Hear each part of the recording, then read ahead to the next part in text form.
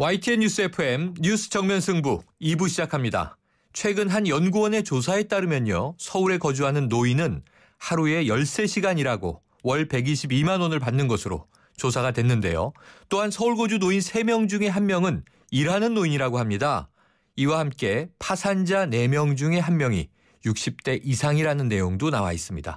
자, 대한민국 노인들 왜 이렇게 힘든 걸까요? 잠시 후에 한국노인상담센터장인 이호선 숭실사이버대 기독교 상담 복지학과 교수를 연결해서 자세한 이야기를 나눠보겠습니다. 이 영국에서도 IS에 의한 테러가 계획됐던 것으로 드러났는데요. 글로벌 정면 승부, 오늘은 영국 현지 연결하겠습니다. 오늘 문자는 프로그램 들으시면서 생각나는 의견 자유롭게 보내주시고요. 문자 서비스 샵 0945입니다. 짧은 문자 50원, 긴 문자 100원에 정보 이용료가 있습니다. 정면 인터뷰 한국노인상담센터장 이호선 교수와 함께합니다. 교수님 나와 계세요? 네, 안녕하세요. 네, 이 선진국의 경우에요. 은퇴가 다가올수록 이 빚이 채무가 줄어든다고 하는데 우리나라는 OECD 주요 국가들과 비교했을 때 노년층의 이 빚 부담이 최악이라고 하더라고요. 어느 정도 심각한 건가요? 지금 우리가 노후 파산이다 이런 말을 쓰는데요. 네. 이 노후 파산이란 말은 일본의 한 저자가 사용한 책 제목에서 비롯됐지만 네. 그게 결국 일본 사회의 노인들의 그 경제적인 문제가 어느 정도 심각한가를 보여주는 하나의 중요한 지표가 됐었는데 그 지표처럼 사용되었던 이 노후 파산이란 말이 우리나라에도 지금 현실이 됐습니다. 네. 마침 이번에 그 통계가 하나 나와 있는데요. 이번 그 서울중앙지법에서 올해 2016년 1월에서 2월까지 법원에서 파산 선고를 내린 사람들에 대한 조사를 했어요. 총 네. 1,727명을 분석을 했더니 그중에 60대 이상이 전체의 24.8%. 네. 그러니까 진짜 4분의 1에 해당이 됐거든요. 네. 그러니까 이게 결국 우리가 노인 빈곤율이 50% 가깝다 해서 49.6%의 노인 빈곤율 세계 1위다. 이런 얘기들을 계속 해왔는데 네. 이게 현실로 다가오기 시작한 거고요. 특별히 이분들 같은 경우에는 워낙에 그 저임금 상태이거나 직업이 없는 경우가 많기 때문에 향후 앞으로 늘어나는 그 노인 인구나 아니면 불경기를 감안해 볼 때 지금 현재 아까 말씀하신 것처럼 노년층 빚 부담이 최악이라고 하셨는데 네. 이건 아마 시작에 불과할 겁니다. 아, 시작에 불과하다. 이게 더 큰 걱정인데요. 자, 그런데요. 이 여성 노인들의 빈곤율이 더 높다고 들었습니다. 이 성별의 차이가 있는 이유는 뭘까요?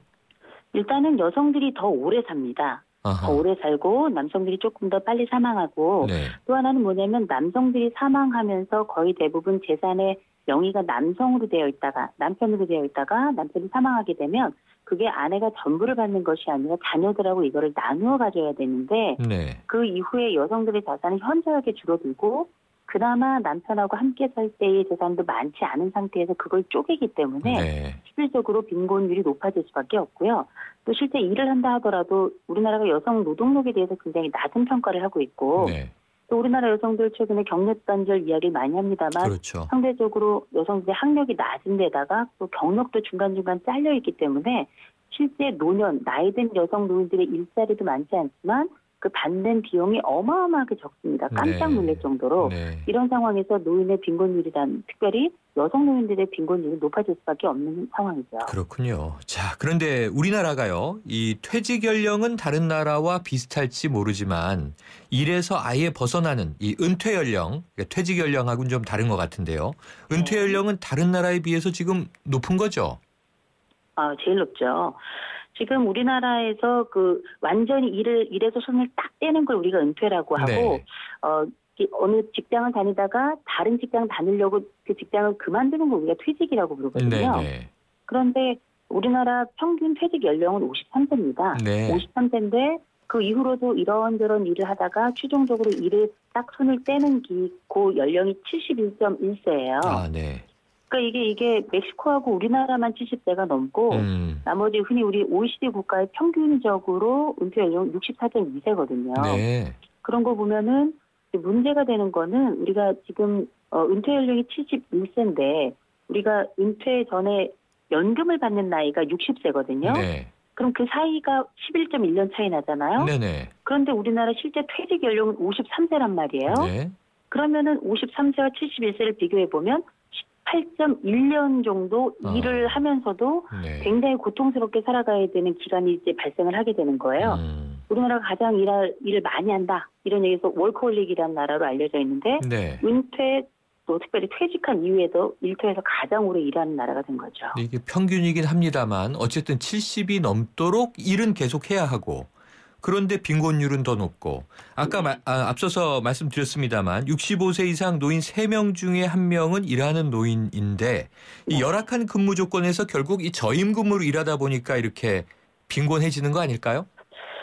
그 전에 이제 몇 가지 선행 조건들이 있죠. 네. 이제 지금 어르신들은 다 저금리 시대를 살았잖아요. 아, 그렇죠. 저금리 시대를 살면서 빚을 어마어마하게 졌습니다. 네. 근데 그 빚을 채 갚을 수가 없었던 것이 자녀들 교육비가 엄청나게 들어가고 하나 더 나아가서는 아이들 결혼 자금, 흔히 말하는 이제 부동산과 관련된 비용이 어마어마하게 들어가면서 실제 그 대출을 다 갚지 못한 채 노년을 맞게 되고요. 네. 이 노년을 맞게 되면서 노년에 이를테면 퇴직을 한 이후에도 일은 계속 하는데 실제 그게 굉장히 저임금이란 말이에요. 네. 그러니까 소득이 있다 해도 생계비를 제외하고 나면 채무를 갚을 수준이 전혀 되질 않는 거예요. 네. 그러니까 아까 처음에 말씀하실 때 122만 원 13시간 일하고 네. 122만 원 받는다 그랬는데 어르신들 중에는 122만 원 받더라도 13시간 일하더라도 일자리를 주기만 했으면 네. 좋겠다 이야기하실 정도로 그 정도는 사실 꿈의 월급이라고 볼 수 있습니다. 그러면은 이 좋은 일자리가 지금 이제 노인층에게도 아주 절박한 문제가 되는데요. 네. 지금 또 우리나라에서는 최근에 청년 일자리 부족 문제가 심각하지 않습니까? 그렇죠. 그러면 이제 일자리는 한정돼 있고 세대 갈등이 생기지 않을까 걱정되는데 어떻게 네네. 생각하세요? 그러니까 이 부분에 대해서는 결국은 파이는 정해져 있는데 이 파이를 가지고 세대가 다투는 것 같은 인상을 주는데요. 네. 가만 우리가 일자리가 가지고 있는 특성과 실제 일자리에 대한 분석을 해보면 청년들이 들어갈 일자리에는 노인들이 들어가지 않습니다. 왜? 그 일자리 자리에는 노인들을 뽑지 않기 때문이에요. 네. 사실상 노인들이라고 할 수 없죠. 53세는 여전히 젊은 나이인데 그렇죠. 그 나이에 퇴직을 하고서 대부분 하는 일들은 청년들이 하는 일이 아니라 상당 부분 굉장히 질이 좋지 않은 그런 일자리에서 일을 하고 있거든요. 네. 그 사실은 이거는 세대 간의 다툼이나 갈등의 주제가 아니라 사실 이게 한 개인이 잘못하거나 세대가 잘못한 것이 아니라 사회가 정부가 일자리를 만들어내야 되는 게 사실 그 중요한 일이거든요. 네. 근데 이거는 세대 간의 갈등 이야기를 할 때 저는 그 갈등에는 사실상 그 세대 각자의 잘못은 전 없다고 생각하고요. 네. 그런 갈등의 의미도 없다고 생각하고 오히려 정부가 일자리를 충분히 마련하고 그 재원들을 위해서 애쓴 열매가 빨리빨리 나오고 그다음에 그 과정을 좀 지켜보는 모니터링이 더 중요한 이슈가 아니겠습니까? 자, 이런 노인 빈곤 때문에요. 이 노년에 삶을 포기하는 분들이 많아진다는 것도 참 큰 사회 문제일 텐데요. 이 노인 그렇죠. 자살 문제 지금 우리나라 어느 정도 상황입니까? 1년에 몇 명이 죽는다, 몇 퍼센트다 이렇게 이야기하는데요. 네. 아주 단적으로 보자면 우리나라는 매일 10명 이상의 어르신이 사망합니다. 네. 그걸로 자살로요. 네. 그런데 이거는 뭘 이야기하냐면 노인들이 못나서 그렇게 죽는 것이 아니고요. 노인이 살 수 없는 사회라는 걸 반증하는 거거든요. 네. 그러니까 누가 죽고 싶겠어요. 그럼에도 불구하고 우리가 흔히 말하는 노인들의 자살, 특별히 빈곤이라든지 소외라든지 아니면은 고독이라든지 이런 이유로 노인이 자살을 택한다면 그건 자살이 아니라 사회적 타살로 봐야 되겠죠. 네. 교수님 어떻게 해야 되겠습니까? 이 안타까운 현실을.